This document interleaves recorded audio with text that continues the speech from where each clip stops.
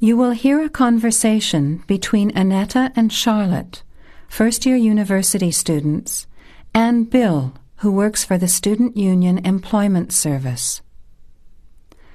First, you have some time to look at questions 1 to 5.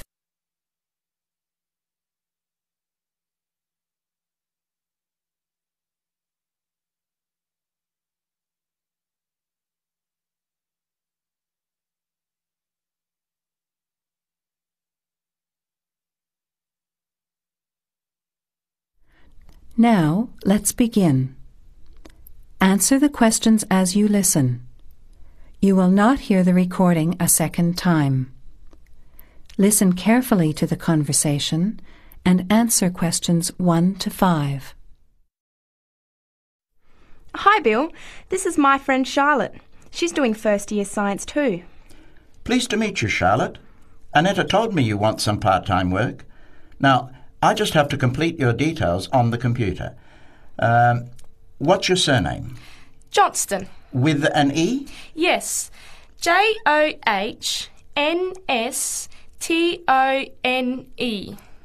I know that you live in the Heathfield Street student residence, but I can't remember the street number there.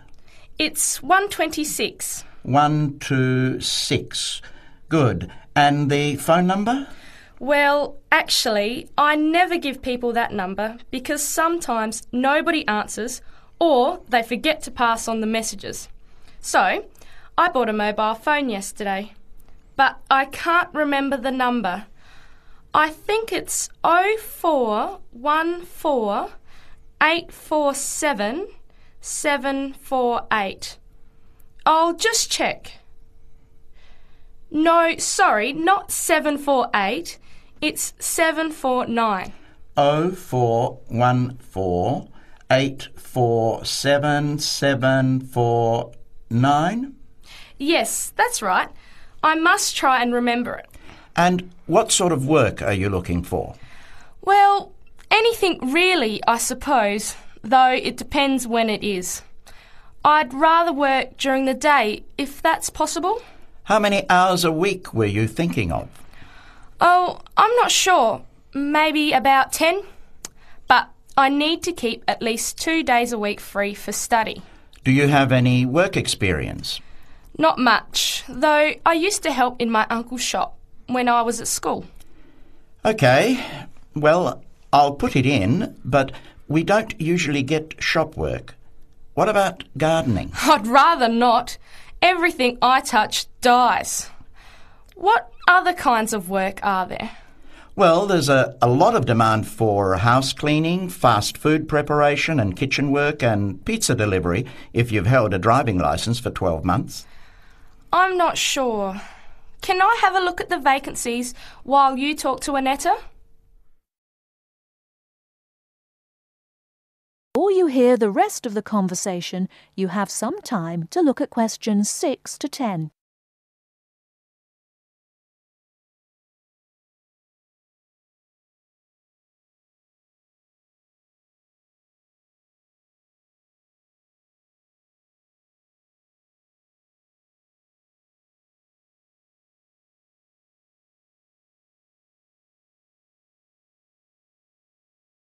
Now listen and answer questions 6 to 10.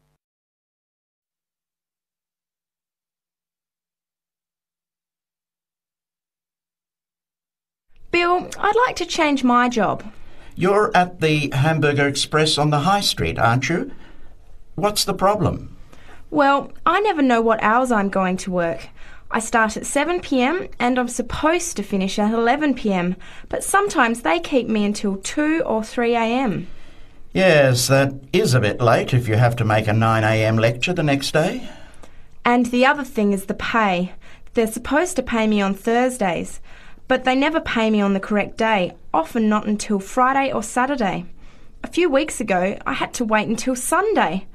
They said their son was sick, so they couldn't get to the bank, but they're always making excuses. Yes, that doesn't sound too good. Would you be interested in pizza delivery? You need to have a driving licence. Yes, I've got a licence, but I think I'd like to change from working in the evening. Are there any day jobs available? Well, as I told Charlotte, there are several cleaning and gardening vacancies. And this childcare job that just came in this morning. Do you like children? Yes, I do, actually. What's the job? Let's have a look. Collect the boy aged 4 from kindergarten at 3 p.m. Pick up the other 2 girls who are aged 6 and 9 from the primary school at 3:15. You take them home and look after them. The parents will be home by 7. That sounds quite good. What about the pay? It's the same as you're earning now, 4 hours a day, Monday to Friday, so 20 hours a week. You need to contact Mrs. Alicia Thompson. Her phone number is 91045629 and she lives in Springfield. I've never been to Springfield. I hope I don't get lost. Don't worry. It sounds quite straightforward. Let's have a look at the street directory. The Thompsons live here in Tulip Street, number 252. So you catch the 631 bus, get off here next to the post office in Daisy Terrace. Walk past the post office to the corner, and on the opposite corner is the kindergarten.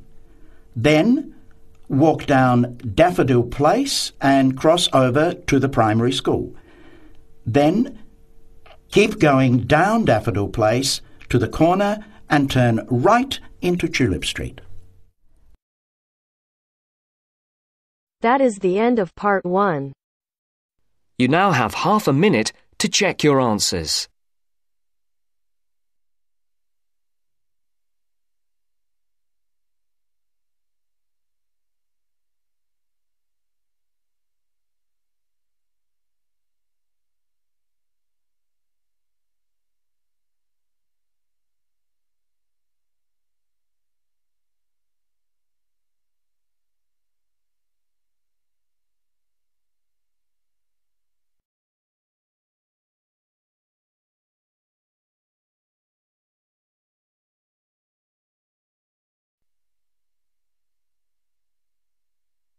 Now turns to part 2. Part 2. Government's waste strategy. First, look at questions 11 to 14.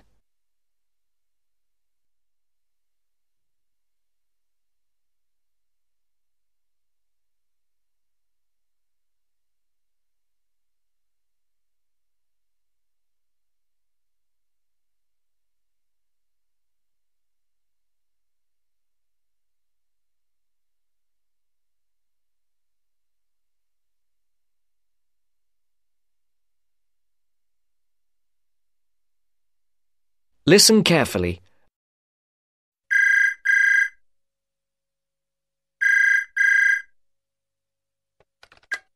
Good afternoon, Dr. Dartford speaking. Good afternoon, Dr. Dartford. It's Miranda Smith here. Oh, hello, Miranda. How can I help you? I'm really sorry, but I couldn't come to your lecture on the government's waste strategy yesterday because I was feeling ill. My essay has to be handed in 2 weeks' time, and I'm worried I might have missed something important. I really don't like it when I miss lectures, especially when I need the information for an essay. Well, try not to worry. You can't help being sick. How about if I give you a quick summary of the main points? That'd be great, thanks. Just let me get a pen. Right, I'm ready. To begin with, I stressed the importance of us reusing and recycling waste in the future. I made particular reference to the UK, which at the moment only recycles about 8% of household waste. The levels of industrial and commercial waste are much higher. It's frightening how much waste factories produce on a daily basis, but that's not all. The fact is that not only is this rate of recycling well below government targets, but it's at a much lower rate than many other European countries, which means Britain is just not keeping pace with the rate of growth in household waste. That's pretty worrying, isn't it? It certainly is. What is more, we need to understand that if we are to achieve a more rational and sustainable use of our resources in this country, then we have to develop a fundamental change in the way we think about waste. That won't be easy. What suggestions did you propose? Just give me a second. Let me check my notes. OK, got it. Basically, there are a couple of ways this could be achieved. One of these is for more household waste to be separated. You mean separated into things like newspapers, tins, and stuff like that? Yes, that's the idea. Then this separated waste would obviously need different forms of collection by local councils, but most importantly, it will require an expansion in the market for collected materials, which is one of the major barriers to increased recycling. New government targets have also been set for recycling or composting 30% of household waste by 2010. But that's almost a 4-fold increase, isn't it? It is indeed. Rather a frightening figure, whichever way you look at it. Before the broadcast continues, look at questions.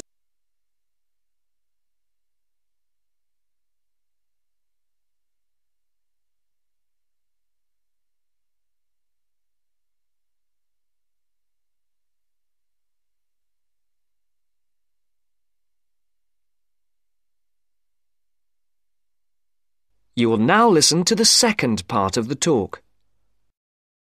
As you say, it's a 4-fold increase, but my guess is it won't stop there. You must remember the previous government found that setting targets is one thing, but if the practical policies are not in place, nothing will happen. So what is the government planning to do about all this waste? Well, apparently they're going to publish a final strategy setting out a range of policies to start and sustain the necessary changes. But the interesting part for me was that it's not only up to the government. To say we need more recycling is a simple message, but, and here is the crux of the matter, there's another one that isn't getting enough attention. Really? What's that? It's quite obvious, really. It's us, the general public. We have to reduce the amount of waste we make. It's our responsibility. Did you know that every hour enough waste is produced to fill the Sydney Opera House, and the rate is increasing? Actually, now you mention it, I remember reading somewhere that the reason for all this waste is our increasing wealth and the changes to our lifestyles. I guess it's quite obvious when you really think about it. I mean, it's things like shops and supermarkets selling more pre-packaged foods and ready-made meals. Convenience is the key. People simply want their lives to be more convenient. And there's also technological change that brings pressure to make people change their domestic appliances for newer models. I never thought about that, but you're right. And I'm just as guilty. I threw out my old stereo so I could have a better model, even though there wasn't really anything wrong with the old one. You see, you're a classic example that changing our present throwaway culture is going to be an enormous challenge. At the end of the day, consumers will have an important role to play. It could all boil down to their choices and their willingness to support recycling by sorting their waste and accepting more recycled products. That is the end of part 2. You now have half a minute to check your answers.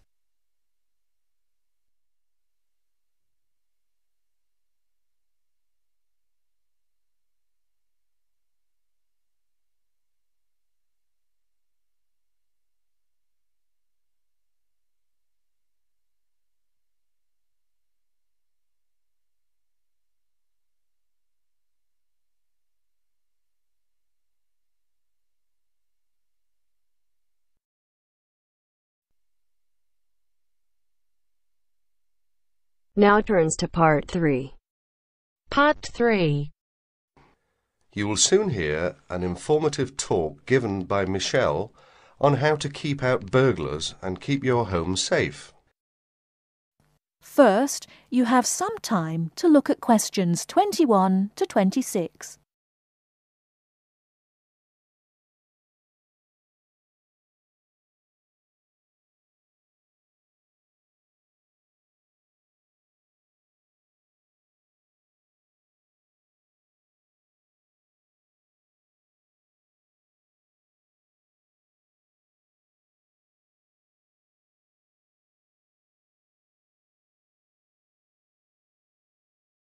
Now listen carefully and answer questions 21 to 26. Keep 'em out. There's no fail-proof way to keep out a burglar, but every little bit of deterrence helps. Even if you can't afford a security system, you can take a few minutes to make your home a little safer. Some relatively simple steps will greatly decrease the odds of a break-in, which means you can enjoy a bit more peace of mind. And isn't that what home is all about? Think like a burglar. If you were one, how would you get into your home? Evaluate your home from the inside and out, night and day. You might even try a mock break-in, trying window jambs and loose locks on your house's perimeter. To keep out a burglar, the first thing to do is to secure the windows. Though windows are relatively easy to break, the loud noise of shattering glass will deter a thief if you're near other houses. Don't leave windows open during the night, whether you're at home or away. That's a common sense precaution, but a surprising number of people forget to do just that.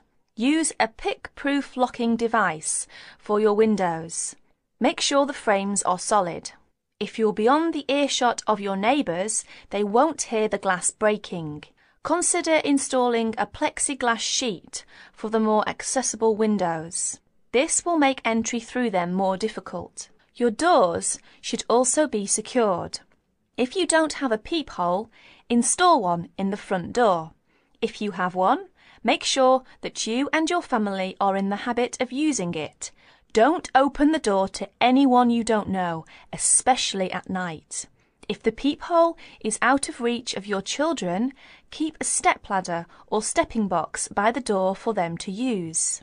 If there's any glass within 2 feet of your front door lock, consider a locking device that would be out of reach if the glass is broken. Now, a few tips on how to protect your valuables. Don't leave your valuables, stereo, computer, jewellery, etc., where they can be seen from the window. If you don't want to hide everything from sight, consider blinds. Make a valuables inventory. Keep a record of your expensive and personally significant items, not just a listing, but a photographic or videotape record if possible. Store this inventory at another location. This is helpful for both the police and the insurance agency to identify the stolen goods. Use an engraving pen to mark these items with some kind of personal identifying information, such as your initials, in an inconspicuous place. This also helps record your possessions in case of any other mishap, such as fire or flood. Before you hear the rest of the talk, you have some time to look at questions 27 to 30.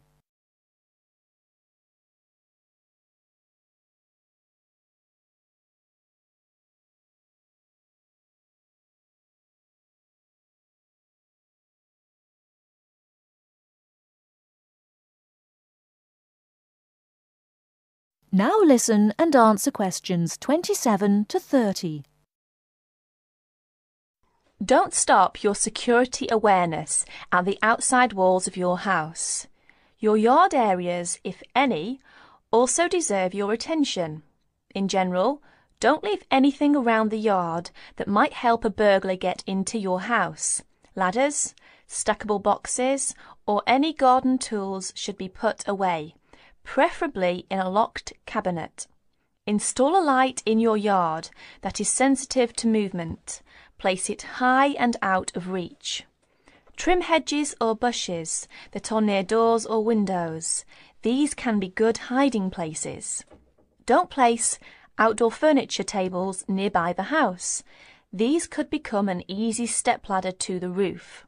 When you are on vacation, create the occupancy illusion.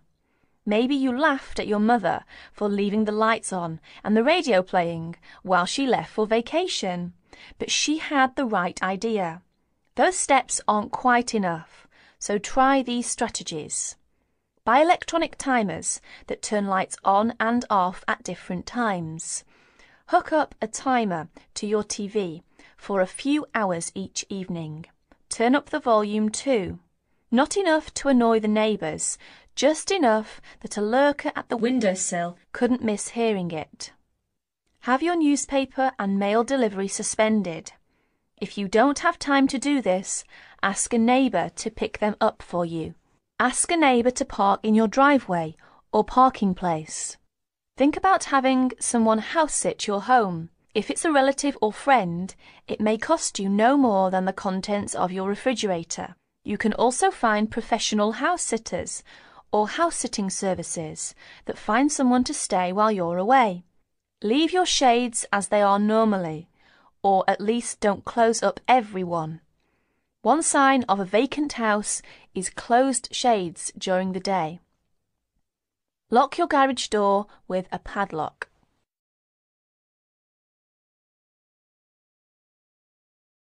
That is the end of part 3. You now have half a minute to check your answers.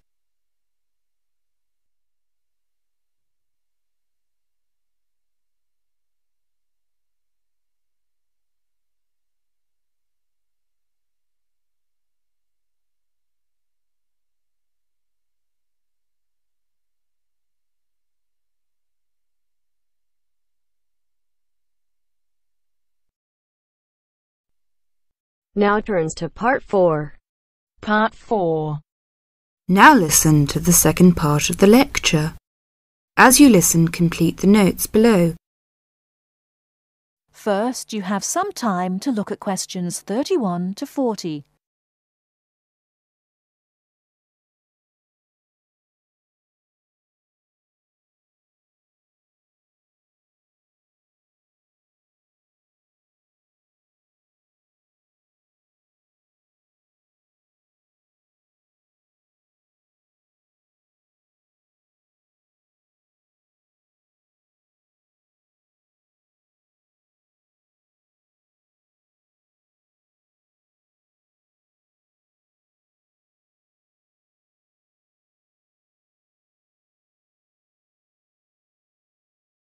Now listen carefully and answer questions 31 to 40. Many typically American characteristics, individualism, self-reliance, informality, punctuality, and directness, are a result of those values mentioned earlier. Other national traits could also be identified, however. 1. Americans cooperate. Although often competitive, Americans also have a good sense of teamwork and cooperate with others to achieve a goal. 2. Americans are friendly, but in their own way.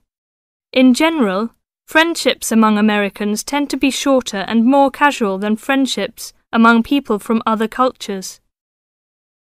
This has something to do with American mobility and the fact that Americans do not like to be dependent on other people.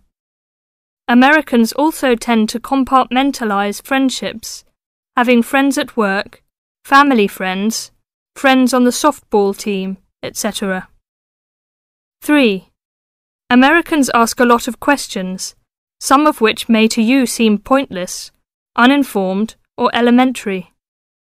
Someone you have just met may ask you very personal questions. No impertinence is intended.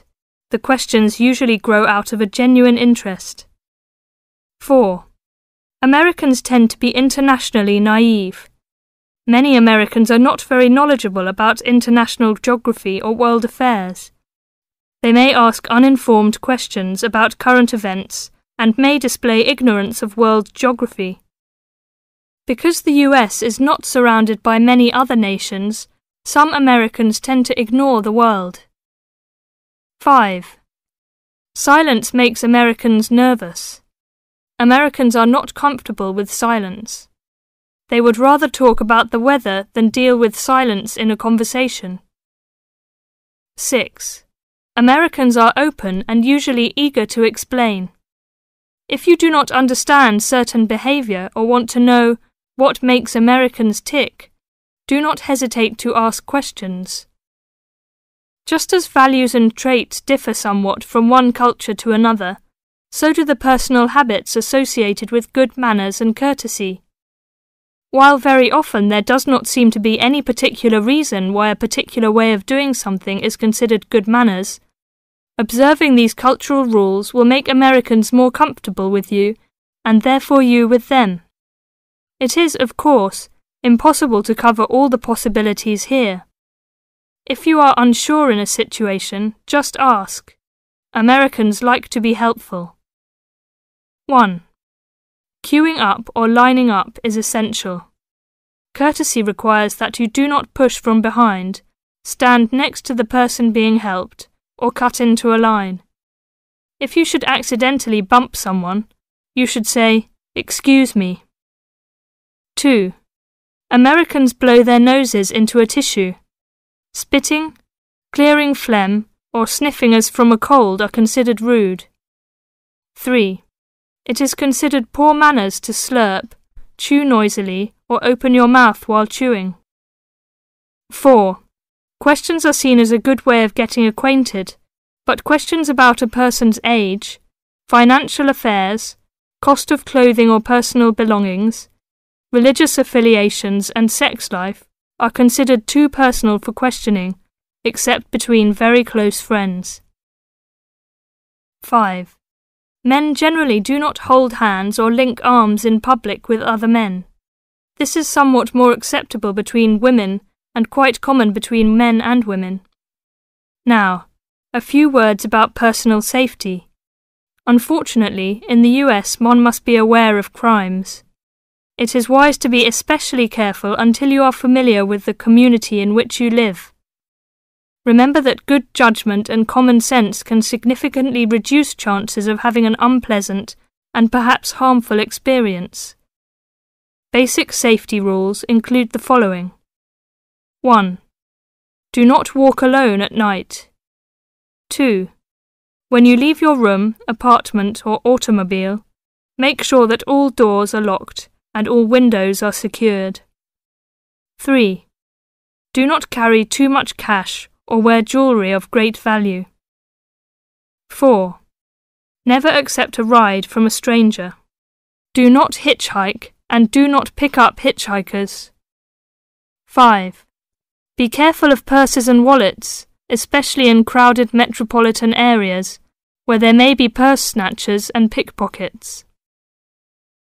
6. If a robber threatens you, at home or on the street, try not to resist unless you feel that your life is in danger and you must fight or run away. Give up your valuables as calmly as you can and observe as much as possible about the robber to tell the police when you report the crime. A final note. Keep an open mind. Don't judge what you see as right or wrong, but make it a challenge to try to understand the variety of American behaviours which you may observe. You certainly do not have to participate in something you disagree with, but you can try to understand it. This will help you build an attitude of intelligent and liberated respect for cultures, both your own and others. That is the end of part 4. You now have half a minute to check your answers.